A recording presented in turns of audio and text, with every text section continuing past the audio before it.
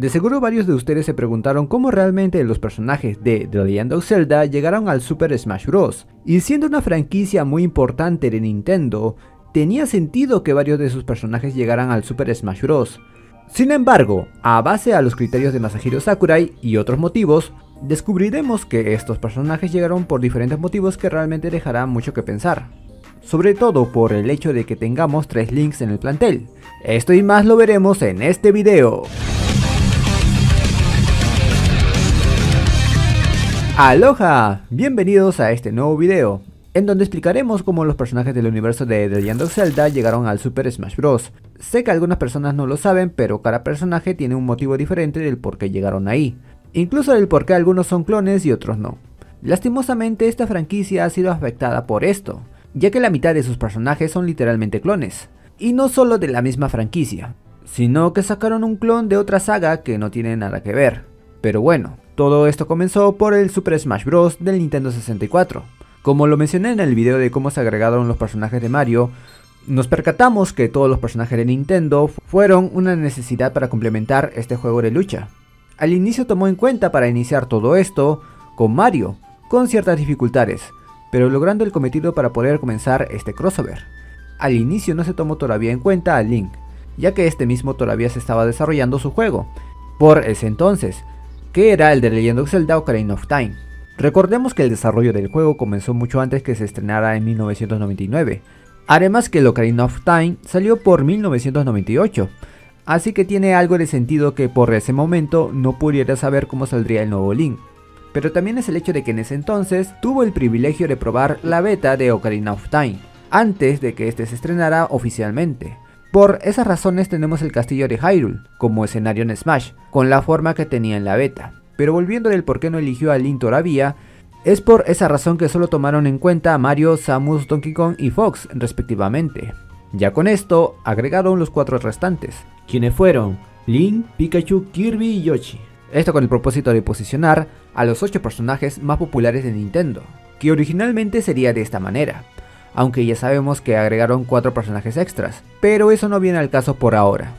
Aún con esto, nos falta conocer las razones del por qué tomó en cuenta a Link.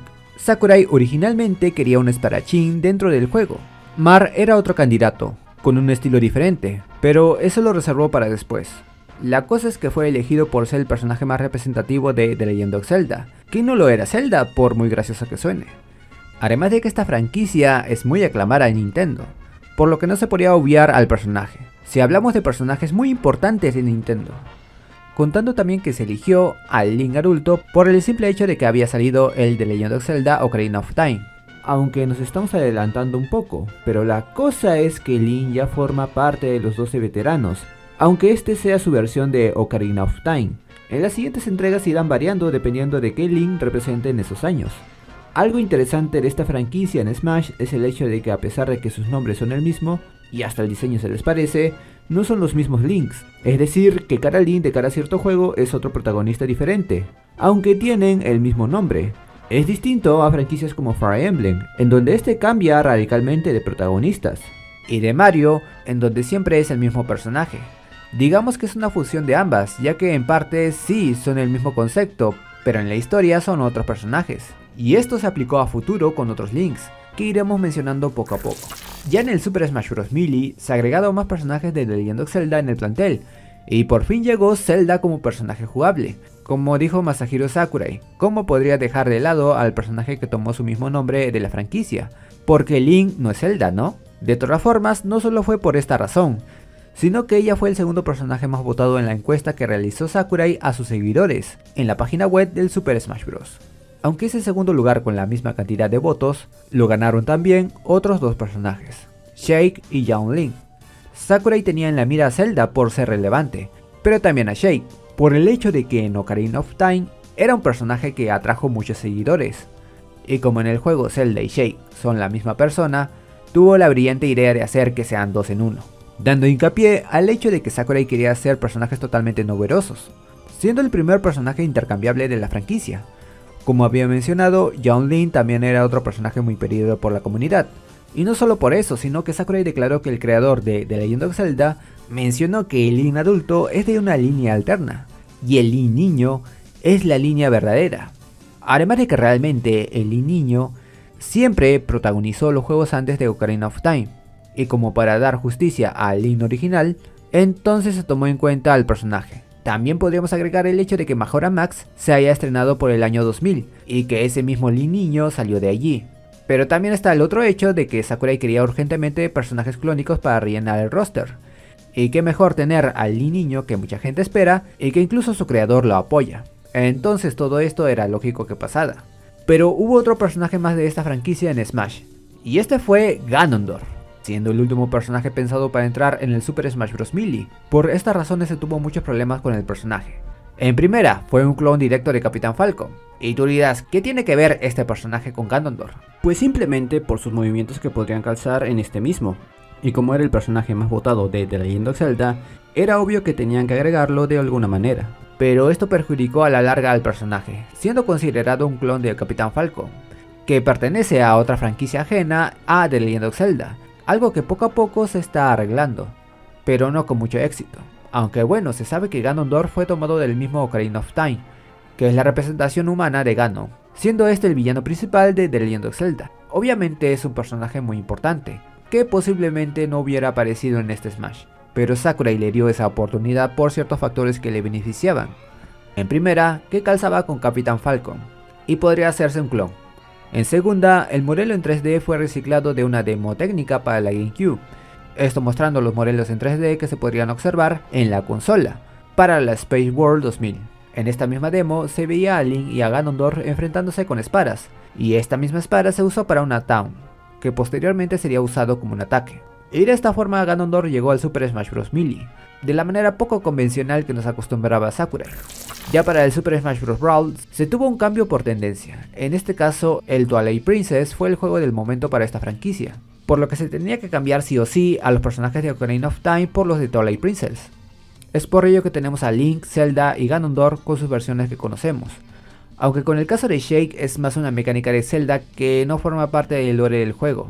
Ya de por sí no tiene sentido que Zelda se vista de Sheik, con su versión de Twilight Princess.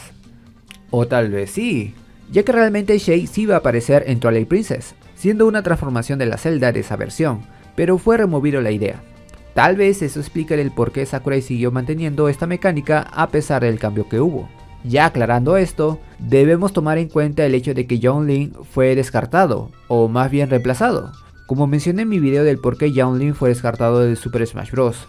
La idea de que Young Link pasara la bada a Toon Link pues era en parte justificable, ya que Toon Link sigue siendo un Link niño, aunque de caricatura, pero sigue siendo el mismo Link niño. Recordemos que el cambio de tendencia es importante aquí, por ello tiene sentido que tendrían que meter a Toon Link, que estaba teniendo cierta relevancia gracias a Wind Waker y sus respectivos juegos en la Nintendo DS.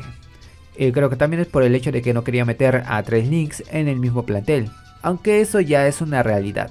Ya en el Super Smash Bros. For Wii U 3DS no hubo casi ningún cambio, siguen teniendo el mismo diseño de Twilight Princess, y Toon Link sigue siendo Toon Link. Lo único que cambió fue el hecho de que Zelda se separara de Sheik, esto por el problema que presentaba adaptar el intercambio de personajes dentro del Nintendo 3DS, que justamente perjudicó a varios personajes en el proceso también. Además que creo que también justifica el hecho de que Zelda y Sheik no tienen sentido, a pesar de que posiblemente tenga una posible conexión por la idea rechazada originalmente. Por otro lado, es curioso que no hayan tomado el diseño de Skyward Sword en Link y Zelda, teniendo en cuenta que eran tendencia en ese entonces. Y ya pasando por el Super Smash Bros. Ultimate, la idea de que todos volvieran se hizo una realidad, y claro, con todo y clones. Young Link fue traído por petición de los fans, y Toon Link pues porque no podían sacarlo teniendo en cuenta el lema que todos están aquí. Sheik pues sigue siendo de Ocarina of Time, no cambiaron mucho, aunque hay ciertas diferencias con respecto a los tres personajes principales. El Link adulto toma la esencia de Breath of the Wild, teniendo mecánicas algo distintas al original, pero siendo la misma idea del Link adulto. Obviamente este Link tenía que estar, ya que este juego era tendencia. Zelda toma la esencia de The Link to the Past, teniendo las mismas mecánicas de la Zelda de siempre. No se explica el por qué justamente tenía que ser esta entrega, pero tal vez a Sakurai le parecía muy kawaii esta versión de Zelda, a diferencia de la Zelda seria de Twilight Princess. Ganondorf tomó la esencia de Ocarina of Time, teniendo ciertos movimientos de Capitán Falcon, pero agregando la espada que habíamos mencionado en dicha demo técnica. No se explica las razones, pero creo que es más por preferencia técnica, al ser un Ganondorf un poco más ligero. aunque también sería por el hecho de que Sega Ganondorf fue el más popular, o yo que sé. De ahí no tuvimos un personaje nuevo de la franquicia. Mucha gente espera con ansias esos personajes, pero Sakurai no sé por qué no se le ocurrió meterlos, teniendo mucha popularidad. En ver eso tenemos 3 Links, un clon de Capitán Falcon y Zelda y Shade. La verdad, espero que en un futuro agreguen nuevos personajes que realmente den más variedad a esta franquicia, porque siendo sinceros le dan una mala imagen para lo que es la saga en general. Y eso ha sido todo. ¿Cuál es el personaje de The Legend of Zelda que no sabías cómo se incluyó? ¿Y cuál es el personaje de The Legend of Zelda que te gustaría ver en un futuro? Dejen su opinión en la caja de comentarios, que será un gusto poder responderles. Como recomendación les dejo mi video de cómo será la película del Super Smash Bros. Puede que les interese, lo dejo en la parte superior derecha de este video. Mando saludos especiales a los miembros del canal, gracias a Alfredo Touchdown y a Ira Lore por este gran aporte. Se los agradezco de todo corazón, y si quieren ser miembros pueden darle clic al botón de unirse, ahí pueden leer las indicaciones para poder ser miembro y las ventajas que pueden tener. Yo me despido, nos vemos hasta un próximo video.